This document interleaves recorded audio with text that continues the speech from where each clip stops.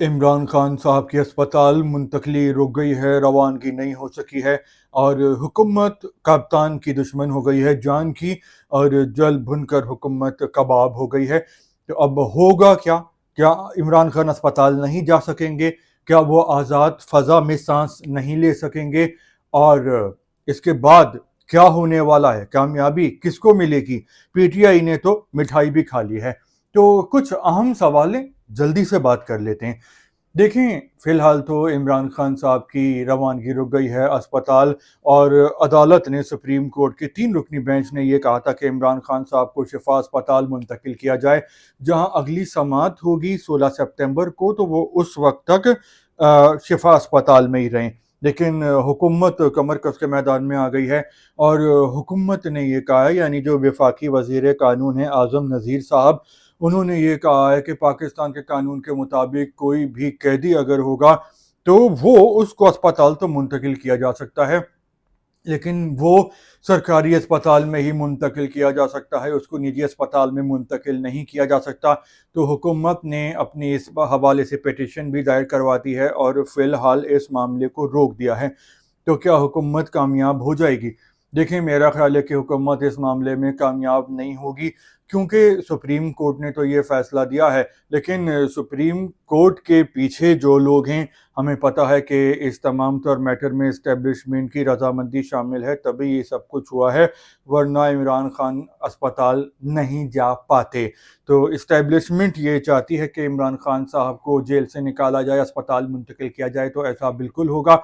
अब ये हो सकता है कि अगर शिफा अस्पताल नहीं भेज रहे तो शिफा अस्पताल के बजाय पिम्स अस्पताल भेज सकते हैं। पिम्स के बजाय इमरान खान साहब को किसी और प्राइवेट अस्पताल भेज सकते हैं, या किसी और अच्छे अस्पताल में। या हो सकता है कि बनी गाला को ही अस्पताल का दर्जा दे दिया जाए और बनी गाला में ही डॉक्टर्स की एक टीम मौजूद हो 24 घंटे, और वो वहाँ पे इमरान खान साहब की देखभाल करे, क्योंकि उनका जो बीपी वगैरह है वो ज़रा तब्दील आया था। वैसे तो वो फिट हैं, लेकिन उनको डिप्रेशन और स्ट्रेस बहुत ज़्यादा है और वो दवाएं भी खा रहे हैं, एंटी डिप्रेशन। इस हवाले से जो मुस्लिम लीग नून के सियासतदान हैं, ख्वाजा साद रफ़ीक, काफ़ी वो लिबरल हैं, उनका दिल बड़ा है। उन्होंने कहा है कि इमरान खान साहब को सारी सहूलतें मिलनी चाहिए जिसके वो हकदार हैं, और 3 साल तो कोई भी इंसान रहेगा तो उसकी तबीयत ख़राब हो जाएगी। तो पॉजिटिव बयान है। ख्वाजा साद रफ़ीक इस मामले में बहुत अच्छे बड़े दिल के मालिक हैं, बहुत अच्छे प्रॉपर प्रोफेशनल सियासतदान हैं। अब जो अगर किसी बात को डिज़र्व करता हो तो उसकी तारीफ़ करनी चाहिए, चाहे वो किसी भी नज़रिए का हो, मसलक का हो, या किसी भी सियासी जमात का हो, रंग का हो। तो भाई, मेरा सियासी तज्ज़िया ये कहता है कि इमरान खान साहब को तो अस्पताल मुंतकिल किया जाएगा। उसके बाद क्या होगा? मेरा ख्याल है कि उसके बाद होगा ये कि पीटीआई मान जाएगी, 28वीं तरमीम की मंजूरी देगी, एक पेज पर होगी मुस्लिम लीग नून के साथ, और फिर नए सूबे भी बनेंगे और तब्दीली भी आएगी कि जो वफाक से पैसा आता था सूबों को, जो फंडिंग होती है बजट के पैसे, फिर वो सिर्फ सूबाई हुकूमत के पास नहीं रहेंगे, बल्कि सूबों में जो लोकल हुकूमतें होती हैं, बल्दियाती हुकूमतें, वहाँ तक जाएगा पैसा, और फिर गली मोहल्लों में आम लोगों पर वो पैसा लगेगा। तो अच्छा होगा, पाकिस्तान के सिस्टम में बेहतरी आएगी, पाकिस्तान को इसका फ़ायदा होगा इंशाअल्लाह। तो अब ये सिर्फ एक स्टेप है कि इमरान खान साहब को जेल से बाहर भेज दिया गया है, अस्पताल मुंतकिल कर दिया गया है। अभी तक ये ज़रूरी नहीं है कि इमरान खान साहब अस्पताल चले गए हैं तो फिर वो आज़ाद हो जाएंगे और वज़ीर आज़म बन जाएंगे।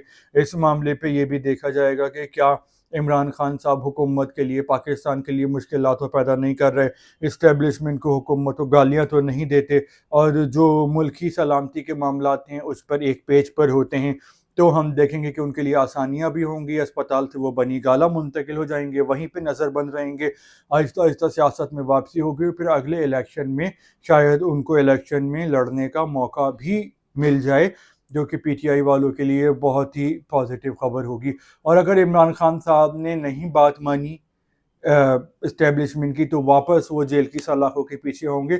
جہاں 3 سال ایسے گزر گئے تو پھر 3-4 سال اور بھی گزرنا جو ہے وہ کوئی بڑی بات نہیں ہے, کیونکہ جو پیپلز پارٹی کو یہ سبق سکھانے کے لیے یہ اسٹیپ لیا گیا ہے, کیونکہ پیپلز پارٹی ذرا جارحانہ رویہ اختیار کر رہی تھی اور ذرا ایگریشن دکھا رہی تھی, تو اس کو یہ بتانے کے لیے ہے کہ اگر آپ ہماری بات نہیں مانیں گے تو ہمارے پاس اور بہت سے آپشن ہیں. اور میرے خیال ہے کہ پاکستان پیپلز پارٹی یہاں پہ ہوش کے ناخن لے گی اور زبانی کلامی تو گرجتی رہے گی, برستی رہے گی, لیکن کوئی اس طرح کا کام نہیں کرے گی کہ وہ حکومت سے باہر ہو جائے. اور اگر انہوں نے اس وقت حکومت کو چھوڑ دیا تو میرا سیاسی حساب کتاب یہ کہتا ہے کہ اگلی بار پیپلز پارٹی سندھ کی حکومت سے بھی ہاتھ دھو بیٹھے گی, کیونکہ یہ پچھلے 18 سال سے یہاں پہ حکومت کر رہے ہیں سندھ میں, اور 18 سال میں پاکستان پیپلز پارٹی کو تقریباً 22,000 ارب روپے ملے ہیں. اور بہت سارے لوگ یہ سوال کرتے ہیں کہ آخر یہ پیسہ گیا کہاں ہے, اس کا حساب نہیں, کیونکہ سندھ کی حالت جو ہے وہ تو اچھی نہیں ہے, پنجاب کے مقابلے میں بہت کمتر ہے, بہت نیچے ہے.